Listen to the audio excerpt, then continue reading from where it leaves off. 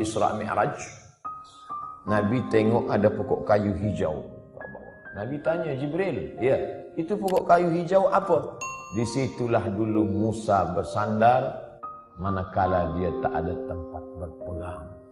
Ayah hilang, mak tak ada, istana dah tinggal, manusia tak ada yang dikenal.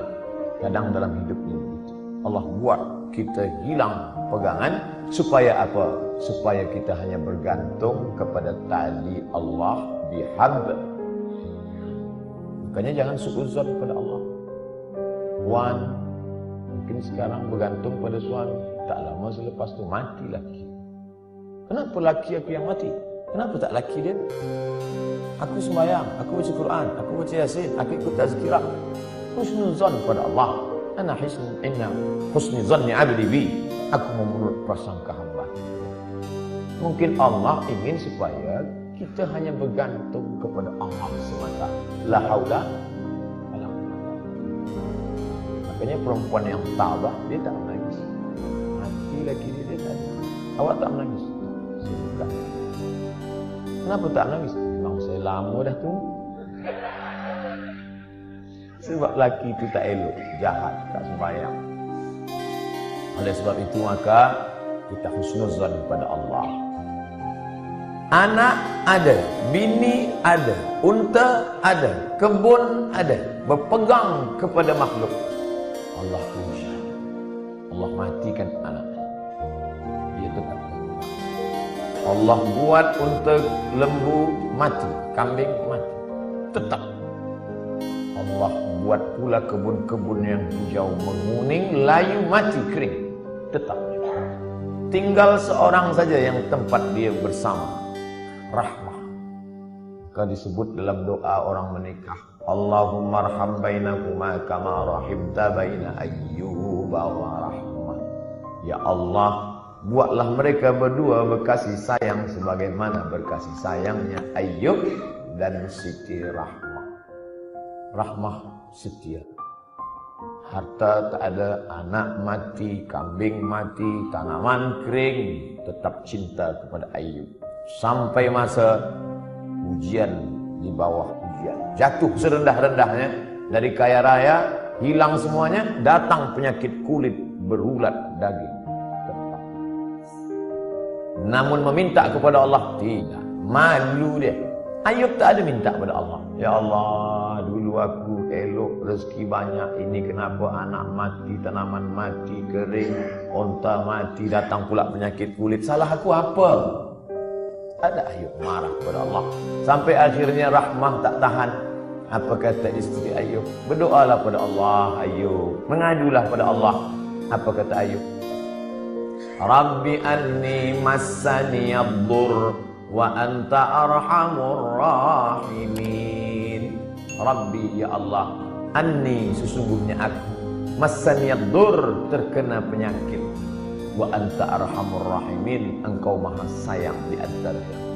Tak ada dia mengadu, dia tak ada minta, dia hanya bercakap saja, ya Allah, aku kena penyakit. Tak ada dia minta, ya Allah, sihatkanlah aku dah tak tahan lagi dah. Dia hanya berkata, aku kena penyakit dan engkau maha sayang di antara yang sayang. Maka saat itu apa kata Allah? Urkut birijlika, tumit engkau pijakkan ke tanah, keluarlah air memancar, mughtasalun baridun, air yang sejuk, dia mandi sehat walafiat, dibalikkan Allah lagi semua yang hilang. Bersandar, berpegang kepada, tak ada jalan lain.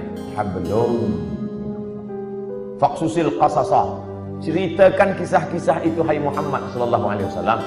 Ceritakan kisah-kisah itu wahai Abdul Somad, supaya apa? La'allahum yatafakkarun, supaya manusia ni berfikir, jangan dia sangka dia saja yang diuji Allah, bahwa nabi-nabi dulu pun ujian hidupnya luar biasa. Mereka luar biasa. Kalau Ustaz Abdul Somad biasa di luar, di Sumatera, di Kalimantan, di Sulawesi, di Papua, saya bagi tazkirah di luar. Orang dalam masjid saya di luar, di Padang, di Malaysia alhamdulillah di dalam.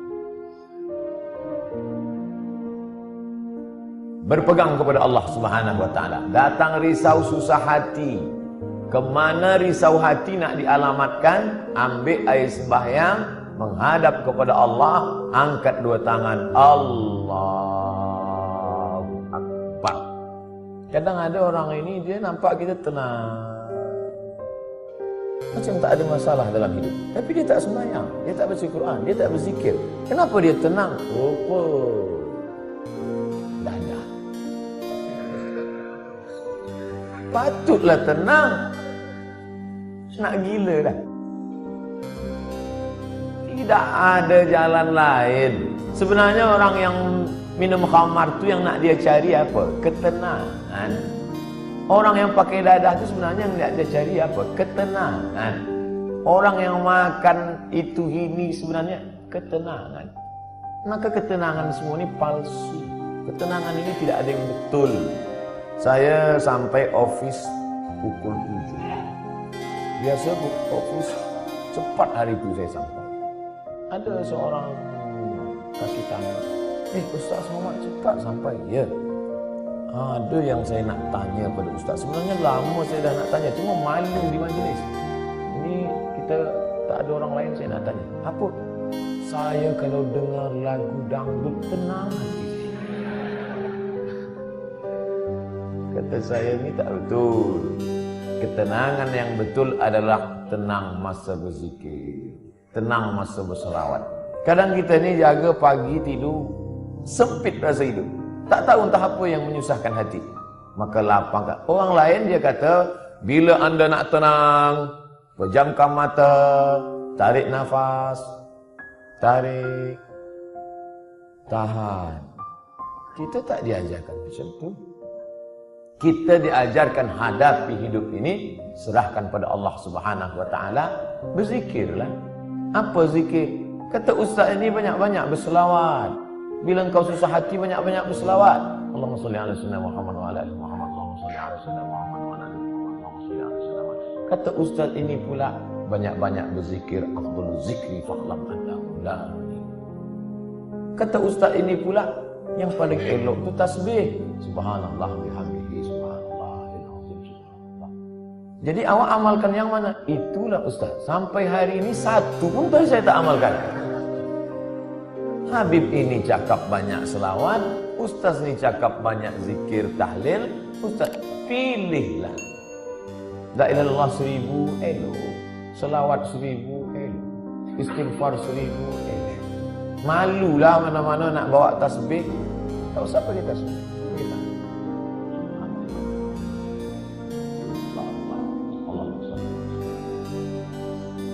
Tiga kali pergi umrah, 3 bawa tasbih balik, 3-3-nya tergantung di kereta.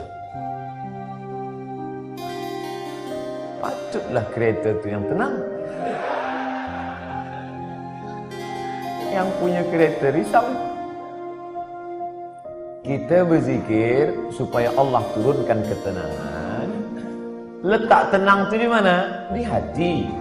Yang punya hati ni siapa? Allah. Yang menurunkan ketenangan dalam hati siapa? Wallazi anzalas sakinata. Allah yang menurunkan ketenangan fi qulubil mu'minin, ke dalam hati orang yang beriman. Kadang hati itu macam kopi yang dikacau, kacau balau. Tapi kemudian manakala kita berzikir, terasa dia tenang. Pagi nak pergi ke office, Allahumma shalli ala sayyidina Muhammad.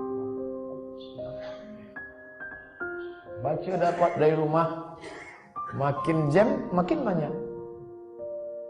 Kalau kita marah, mengamuk, apakah jam itu berjalan? Tidak. Mengamuk macam apa ni? Tidak. Bukan dia bergerak. Kalaulah kita mengamuk dia bergerak, tentu kita mengamuk, kejap mengamuk, kejap mengamuk. Dia tidak akan merubah apapun. Maka banyak-banyak berzikir, banyak-banyak berselawat. Apalagi kita duduk di kota besar, internasional. Nak berangkat pagi, jam, balik jam, di tempat kerja pula banyak masalah. Bila lagi kita nak dapat ketenangan? Maka tak ada jalan lain kecuali berzikir. Saya malu nak bawa tasbih Ustaz. Okey, ada yang sekarang pasang macam ring.